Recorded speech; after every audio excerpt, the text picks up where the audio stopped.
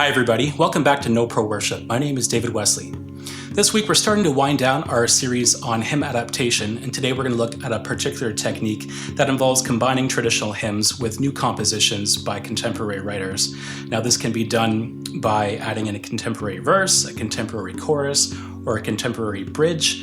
The idea is that it's a medley, but it's an organic whole, so you may go back and forth from the traditional hymn to the contemporary piece a number of times. Now, this is a trend that's really, I think, been the last 15 or 20 years that's really become prominent. The earliest example I can think of is The Wonderful Cross, which was made popular by Chris Tomlin and Matt Redman. And it takes the hymn, When I Survey the Wondrous Cross, and combines it with a new chorus. I actually used this as an example in my video a few weeks ago on hover chording. Probably the most popular example of this technique is Amazing Grace, My Chains Are Gone. Again, made popular by Chris Tomlin. Part of the reason why this became so prominent and popular is that it was associated with the 2006 Amazing Grace film, which was about the campaign by William Wilberforce and others to abolish slavery in the British Empire. And that film also featured a bit of the life of John Newton, the author of Amazing Grace, who was a former slave trader. But today what I want to do is just go through three more recent examples of hymn adaptations using this technique. Each of them kind of adds a different part of the song. One adds the chorus, one adds a verse, one adds a bridge. And we'll talk about the sort of the benefits and the drawbacks of using these techniques. So rather than perform these myself, I'll just show very short clips on YouTube and then we can have a little discussion about them. So first we'll start with an arrangement of Be Thou My Vision, which is done by a group called Ascend the Hill. They took the original hymn of Be Thou My Vision, slowed it down quite considerably, and added a new chorus. So why don't we just take a quick listen to part of that.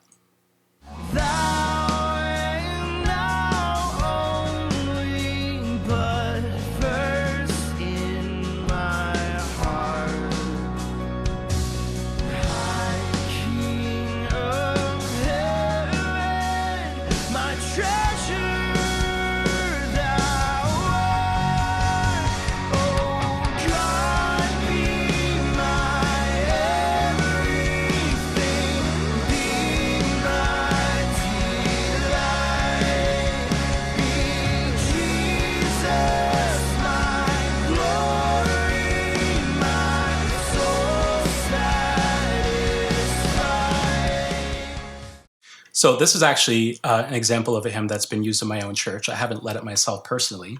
When you're looking at an adaptation like this, sometimes you have to set aside some of the stylistic choices by the band that's performing it. Obviously, for an album, you're going to do things a little bit differently than you would lead for a congregation. But I actually find this quite a good adaptation. You don't necessarily have to do it that slow. The majority of the song is actually the traditional hymn, and the chorus is generally brought in after the second verse. And it's also a way to end the song with the new chorus. And one of the benefits of this particular one is that it doesn't actually change the range of the hymn. Be Thou My Vision has about 1.5 octave range, and it's not extended by this new chorus.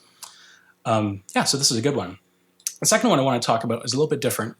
This is Just As I Am, adapted by Nicole Nordeman, and it does a little bit differently in that she actually has the contemporary composition as the verses, and she kind of borrows Just As I Am as the chorus.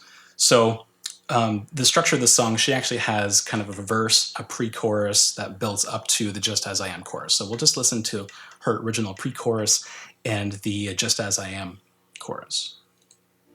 So I come in sorrow, I come in shame, I come to the cross with my pain,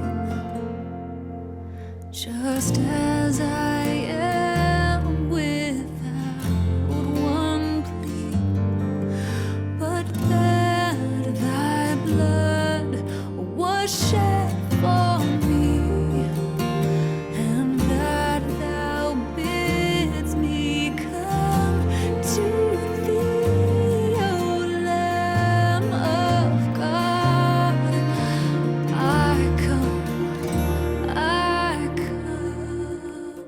So I actually find this to be quite a beautiful composition. It's one that I've considered recording myself.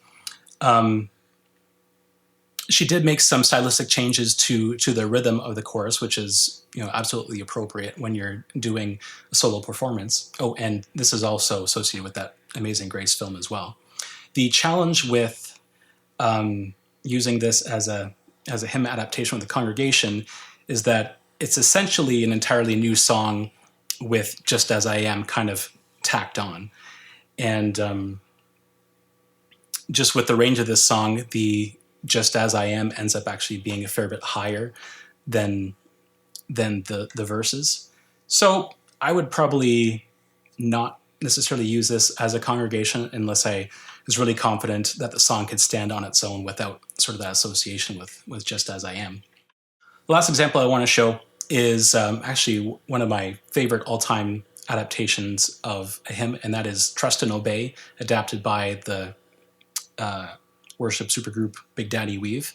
And this one is interesting in that it maintains the original verses, the original chorus of Trust and Obey, and all it does is add, other than some stylistic changes, it adds a short bridge that you can use to kind of turn around from the chorus back into the last verse. And it's also an energetic way to finish the song. In fact, the recording ends with this bridge kind of fading out, sort of old school 80s radio hit style.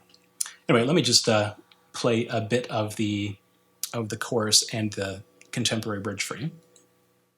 Trust and obey, or there's no other way to be happy in Jesus, but to trust and obey. Lord, I love you.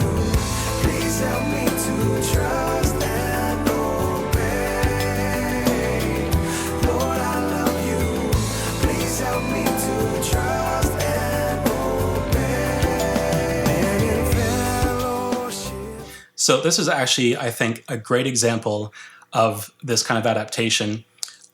People that are familiar with Trust and Obey, they, even without any warning, they can sing along with the hymn. And this new thing, the bridge comes in, and the rhythms are obviously different than the hymn. It's quite a syncopated contemporary rhythm, but it does repeat itself. So once you've kind of heard this once, it's quite easy to learn. And in fact, I actually did lead this adaptation of the song in my own church on Sunday, and we did it a cappella, and what I could tell, it was reasonably well received.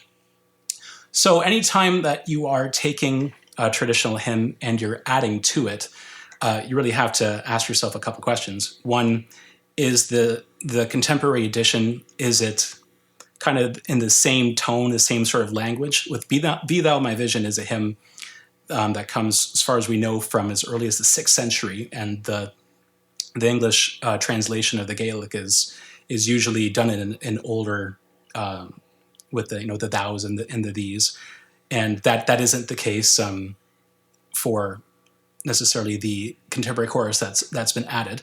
So sometimes that can be a little bit of a jump if there isn't really some correlation between the styles. The other thing, again, as I already mentioned, is the vocal range. Amazing Grace, My Chains Are Gone. The chorus does add to the top of the vocal range. As I mentioned in a previous video, an adaptation of Crown Him with Many Crowns, also done by Chris Tomlin, called Majesty, it actually adds onto Crown Him with Many Crowns has a vocal range of about an octave, and there's a couple keys you can do it in. But once you add that extra chorus, it's just another 4 notes right on the top. That means that people are going to struggle at either end of that. And really, I guess the final thing comes down to how disruptive stylistically is the new edition going to be. When it's something like the example of Trust and Obey, where it's just kind of that bridge turnaround, people can almost treat it like an instrumental that is something that they can sit through and enjoy, rather than just using the familiar hymn as a chorus, as in the case with Just As I Am, where, again, it's essentially an entirely new song with just one familiar part. Anyway, if you're wondering why I'm shooting the video this way and done in one take, it's because I am super busy this week actually starting editing on my third virtual choir project. The deadline for the In Christ Alone project was on September 12th, and so far I believe I have 48 submissions from 14 countries. So I'm furiously starting to edit the audio for that, then I'll get working on the video. I still want to maintain my commitment to doing this weekly series for now, so thank you for giving me a week off for my birthday, and as I was actually recording a few local people for the virtual choir in this very room. But this No Pro Worship series is made possible by my patrons on Patreon. It's their generous support that gives me the little bit of extra time I need every week to do that. If you're interested in supporting the creation of these videos, you can go to patreon.com/DavidWesley. Next week, we will conclude this series on hymn adaptation, looking at replacing hymn melodies with alternate melodies.